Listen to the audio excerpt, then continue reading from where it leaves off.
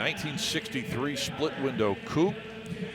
Award winner from the NCRS, John, in that saddle tan paint and saddle tan interior. Yeah, another stunner here. That hot 340 horsepower single 4-barrel fed 327 with a 4-speed. Painted just back last year, 2022. First split window Corvette I ever saw as a youngster was saddle tan.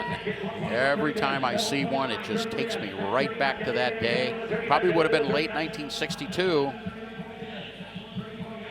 It was on, I remember where it was parked at. It was on a house right on the beach in Redondo Beach, California, and it looked like a spaceship. It looked so exotic and so far out. It left an impression that has never eased.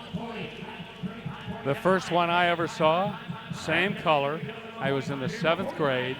There was a kid in the 9th grade who had wealthy parents, and he drove to school in his split window coupe every day. Wow. Now, he had been held back a few times because to be in the 9th grade, he had to, have been maybe 16 or 17.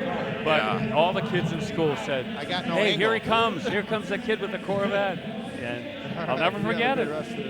Thank you. Reserves off $155,000. Thank you.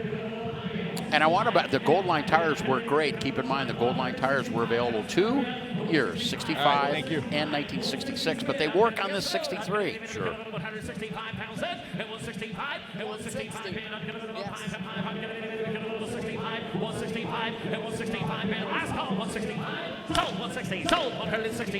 $160,000. Corvettes and high-performance Fords.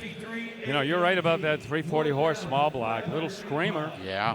And they upped the ante in 64 with the 365 327, which was the biggest carbureted 327 that you could get.